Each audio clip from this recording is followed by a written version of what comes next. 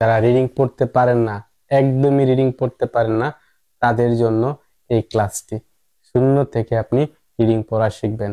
আমরা অলরেডি অনেকগুলো video upload করেছি। আজকে আমরা করব প্র্যাকটিস ক্লাস। আজকে আমাদের প্র্যাকটিস ক্লাস, প্রথম প্র্যাকটিস ক্লাস। যারা শূন্য থেকে রিডিং পড়তে চান তাদের জন্য প্রথম প্র্যাকটিস ক্লাস। নিয়মের ক্লাস আমরা প্রতিদিন আপলোড করতেছি। আজকে আমরা যাব প্র্যাকটিস ক্লাসে, কারণ প্র্যাকটিস মেক্স ম্যান পারফেক্ট। তো লেটস গেট স্টার্টেড। তো প্রথমে দেখবো আমরা, এখানে লেখা আছে কি মাই, এটা লেখা আছে কি মাই। তাহলে আপনি বলতে পারেন এখানে তো আই নাই, তাহলে মাই হলো কিভাবে? তাহলে আমাদের মনে রাখতে হবে আই এবং ওয়াই সেম, আই এবং ওয়াই সেম। শব্দের শেষে, ইংরেজি শব্দের শেষে কখনো আই বসে না, তাই শব্দের শেষে ওয়াই বসে। ওয়াই কিসের কাজ করে? আয়ের কাজ করে। আই এবং ওয়াই যমজ ভাই, একজন আরেকজনের পরিপূরক। আই যেহেতু একটু ভয় পায়, সে শব্দের শেষে বসে না, তাই তার অন্য ভাই ওয়াই কে এখানে বসায়। তাই উচ্চারণ হবে কি মাই, মাই। এরকম আছে, যেমন আছে কি ট্রাই, দেখেন ট্রাই। তারপর আছে স্কাই, স্কাই। কারণ এখানে আমরা কি আই বসাইতে পারবো না, কারণ আই শব্দের শেষে বসে না, ইংরেজি শব্দের শেষে বসে না। তাই এখানে আমরা কি বসাইছি? ওয়াই বসাইছি। মনে রাখতে হবে আই এবং ওয়াই দুই ভাই, কেউ আগে বসে কেউ পরে বসে। আই একটু ছোট, তাই সে কি শব্দের মাঝখানে বসে, শুরুতে বসে, কিন্তু শব্দের শেষে কখনো বসে না। বুঝতে পারছেন? তো মাই, ট্রাই, স্কাই। তাহলে আমরা শব্দের শেষে যদি ওয়াই দেখি, হ্যাঁ, ছোট ছোট শব্দের ক্ষেত্রে, বড় শব্দের ক্ষেত্রে অন্যরকম, ছোট ছোট শব্দের ক্ষেত্রে, এক সিলেবল বিশিষ্ট শব্দের ক্ষেত্রে শেষে যদি আমরা ওয়াই দেখি, তাহলে আমাদের কি উচ্চারণ করতে হবে? মাই। অন্য শব্দের ক্ষেত্রে কি হয়? বড় শব্দের ক্ষেত্রে এবং তখন ঋষিকার হয়, তখন আই হয় না। ওটা আমি পরে আলোচনা করব। এখানে শিখলাম আমরা কি মাই, মাই, ট্রাই, স্কাই। শব্দের শেষে যদি আমরা ওয়াই দেখি, তাহলে আমরা উচ্চারণ করব কি আই। তারপর দেখেন নেম, এখানে আমরা উচ্চারণ করলাম কি নেম। এই উচ্চারণটা কি হয়েছে? এখানে উচ্চারণটা হয়েছে এই নেম, নেম। দেখেন এটা একটা টেকনিক হচ্ছে এ প্লাস কনসোনেন্ট, এ প্লাস কনসোনেন্ট, এম হচ্ছে কনসোনেন্ট, প্লাস ই থাকলে এর উচ্চারণ এই হয়, এর উচ্চারণ এ হয়। আবার বলতেছি এ প্লাস কনসোনেন্ট প্লাস ই থাকলে এর উচ্চারণ এ হয়। এজন্য হয়েছে কি নেম, নেম, নেম। ই উচ্চারণ হয় নাই, ই উচ্চারণ হয় নাই, এর উচ্চারণ হয়েছে কি এর মতো, নেম। এরকম আরো কিছু শব্দ আছে, গেট, হ্যাঁ, সেম স্ট্রাকচার। এ প্লাস কনসোনেন্ট প্লাস ই, এখানে ই উচ্চারিত হয় নাই, তাহলে এর জন্য উচ্চারণ হয়েছে কি name. My name, my name is. I, I হলো এখানে আয়ের উচ্চারণ হয়েছে ঋষিকের মতো, যেহেতু আয়ের পরে কনসোনেন্ট আছে, তাই আয়ের উচ্চারণ হবে কি ঋষিকের মতো, মাই নেম ইজ। আচ্ছা, এটা আমার নাম, এটার নাম হলো কি জয়ন্ত। এটা নামটা বানানটা স্পেলিং অন্যরকম, J Y, Joy, A N T A, Jayanta. এটা নিয়ে আমি আলোচনা করতে চাই না, কারণ এটা ইংরেজি শব্দ না, এটা সংস্কৃত শব্দ। তারপর দেখেন আই, আই যখন একা থাকবে তখন আয়ের উচ্চারণ আই হবে, হ্যাঁ, আয়ের উচ্চারণ কি আই হবে। আচ্ছা, পরে দেখেন লেখা আছে কি এম। দেখেন এই জায়গায়, এই জায়গায় এ উচ্চারণ হয়েছিল এই, কিন্তু এই জায়গায় এর উচ্চারণ হয়েছে কি এ, এর উচ্চারণ হয়েছে কি এ। কারণ কি এরপরে দেখেন কি আছে, কনসোনেন্ট আছে, এমটা হলো একটা কনসোনেন্ট। এরকম কনসোনেন্ট থাকলে, এরপরে কনসোনেন্ট থাকলে এর উচ্চারণ সবসময় হয় কি এ।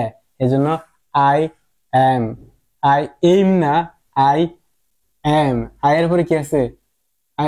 এরপরে কি আছে? একটা কনসোনেন্ট আছে, এজন্য এর উচ্চারণ হয়েছে কি এ।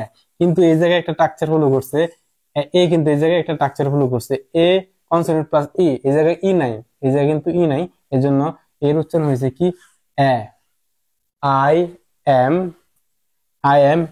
অ্যান, আবার দেখেন অ্যান ইংলিশ টিচার, ইং, তাহলে ইং, এর উচ্চারণ হয়েছে কি দীর্ঘিকার, আর এন জি মিল হয়েছে অনুষ্কার, ইং এল এ লিশ, L I S H, L I, আয়ের পরে কনসোনেন্ট আছে এজন্য ঋষিকার, আয়ের পরে কনসোনেন্ট থাকলে ঋষিকারের মতো উচ্চারিত হয়, আয় হয় না ঋষিকার হয়। আর এস এইচ মিলে হয়, এস এইচ মিলে তালিবাস্য হয়, এজন্য ইংলিশ, এটা হয়েছে কি English. I am an English teacher.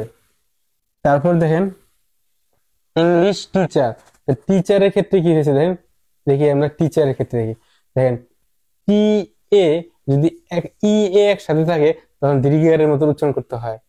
I M T, দেখেন টি ই আর এ যদি একসাথে থাকে তখন আমাদের দীর্ঘিকারের মতো উচ্চারণ করতে হয়, এজন্য হয়েছে কি টি, ট্যাও হয়েছে না, উচ্চারণ হয়েছে কি টি। তারপর দেন সিএইচ একসাথে থাকলে সিএইচ হয় চয়ের মতো, টিচার। আর ই আর একসাথে থাকলে আর এর মতো উচ্চারিত হয়, হ্যাঁ, teacher, teacher. I am an English teacher.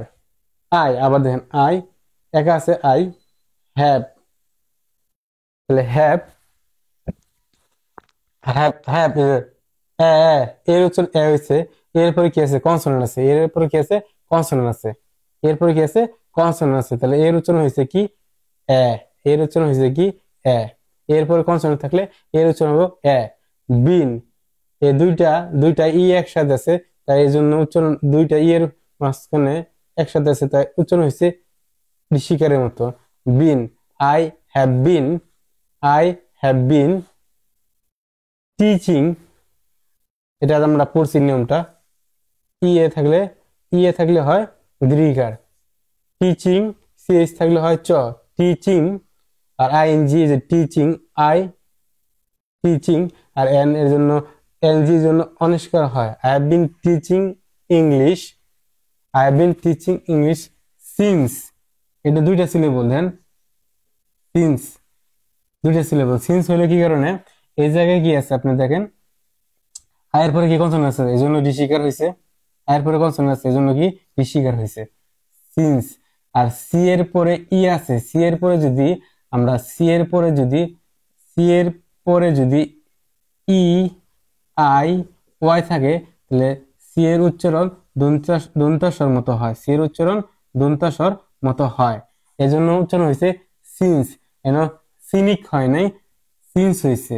আর ই এইখানে উজ্জ্বল হয়েছে, তাহলে সিন্স, সিন্স 2006, 2006। পরে আয়ের উচ্চারণ তো আপনি শিখলেন, আই কি কারণে আই হলো, পরে আই লাভ। আচ্ছা এখানে দেখেন ও এর উচ্চারণ অ হওয়ার কথা ছিল, অ না হয়ে গেছে কি আ, লাভ।